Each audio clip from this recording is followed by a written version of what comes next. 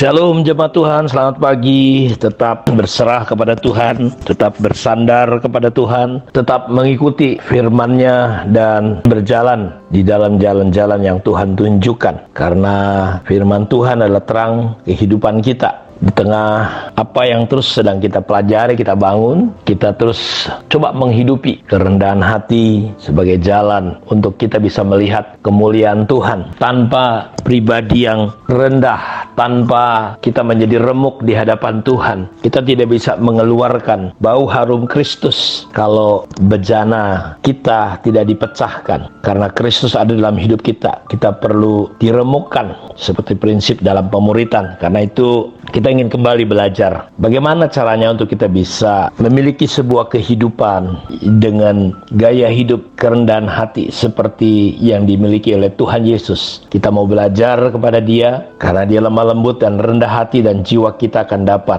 ketenangan. Dan untuk merendahkan hati kita, terkadang kita sudah belajar kemarin bahwa Tuhan memakai alat bernama pencobaan, masalah, persoalan. Contohnya Rasul Paulus diizinkan Tuhan, di dalam dirinya ada duri dalam daging. Berkali-kali dia minta dan Tuhan katakan biarkan hal itu terjadi karena kasih karunia-Ku cukup. Dan Paulus menyadari bahwa itulah salah satu cara Tuhan untuk tetap menjagai hatinya berada dalam kerendahan hati, tidak tinggi hati, karena pemakaian Tuhan yang dahsyat. Karena itu kita ingin belajar bagaimana kita bisa menjadi pribadi-pribadi yang rendah hati. Yang pertama adalah Bapak Ibu, kita belajar mengenali sungguh-sungguh siapa Allah dan siapa diri kita. Karena tanpa kita mengenali siapa diri kita, terkadang kita tidak sadar. Iblis menipu kita dengan kita tidak menyadari siapa diri kita yang sebenarnya. Dalam 2 Korintus 4 ayat 7, tetapi harta ini kami punyai dalam bejana tanah liat, supaya nyata bahwa kekuatan yang melimpah-limpah itu berasal dari Allah, bukan dari diri kami. Jadi perhatikan baik-baik Bapak Ibu,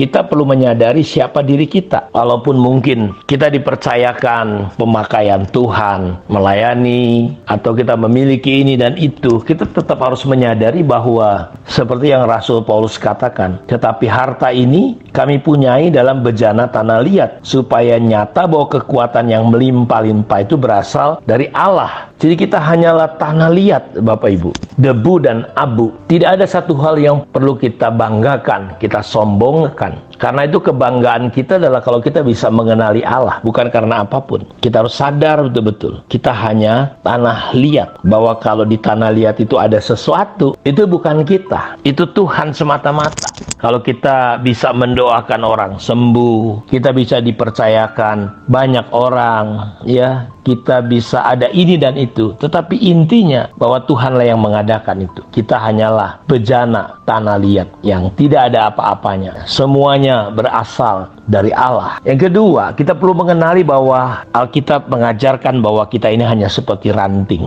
Yesus berkata, akulah pokok anggur, kamulah ranting-rantingnya. Barang siapa tinggal di dalam aku dan aku di dalam dia, ia berbuah banyak, sebab di luar aku kamu tidak dapat berbuat apa-apa. Jadi perhatikan baik-baik. Yang pertama, kita belajar mengenali bahwa kita cuma bejana tanah liat. Yang kedua, kita hanya ranting. Ranting itu kalau dia tidak melekat, ya udah jelas kering, mati. Jadi hanya anugerah Tuhan lah. Kita menyadari bahwa ya, saya hanya ranting, tidak ada apa-apanya tanpa pokok anggur itu, tanpa pokok yaitu Kristus.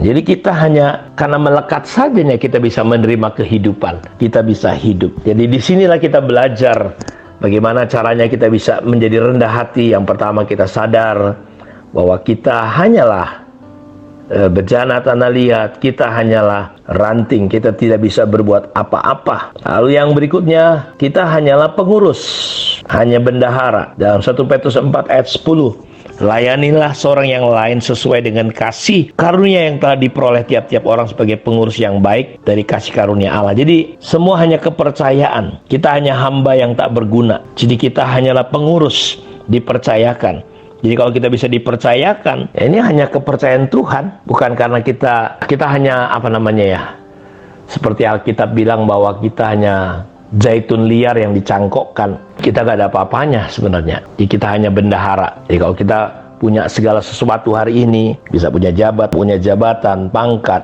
Mari kita cuma pengurus, cuma dipercayakan. Dalam Lukas 17 ayat 10, demikian jugalah kamu apabila kamu telah melakukan segala sesuatu yang ditugaskan kepadamu, hendaklah kamu berkata, kami adalah hamba-hamba yang tidak berguna. Kami hanya melakukan apa yang harusnya kami lakukan. Jadi Tuhan Yesus mengajari kita supaya untuk tetap rendah hati. Kita belajar ketika kita dipercayakan melayani Tuhan, dan ketika hambanya itu udah pulang, dia nggak langsung makan dan disuruh bikin makan, dan dia juga tetap tidak ikut makan. Dan kalau dia bisa melayani makan, itu hanya kemurahan anugerah Tuhan. Seharusnya menjaga hati kita tetap rendah hati. Kita harus menyadari bahwa kita hanyalah hamba yang tidak berguna. Kalau kita bisa dipercayakan, dipakai Tuhan, melayani, itu bukan apa-apa. Itu karena kemurahan. Kita hanya hamba yang tidak berguna. Jadi kalau kita bisa terlibat, terhisap, menjadi anak Tuhan, dipercayakan ini dan itu, ingat sekali lagi, kita hanyalah hamba yang tidak berguna. Karena itu dalam sikap kita, janganlah kita melihat kesalahan orang lain, janganlah kita menganggap diri lebih baik, lebih pintar. Kita belajar menerima orang lain,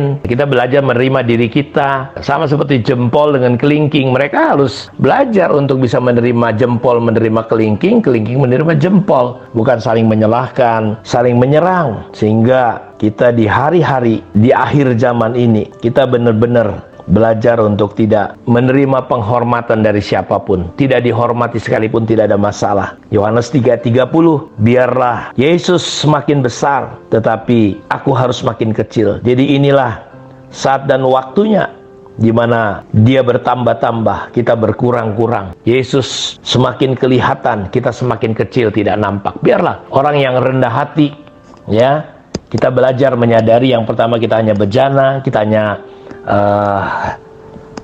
ranting, kita hanya orang yang dipercayakan, hanya kasih karunia Tuhan semua. Dan kita menyadari bahwa cerita tentang kita bukan tentang kita.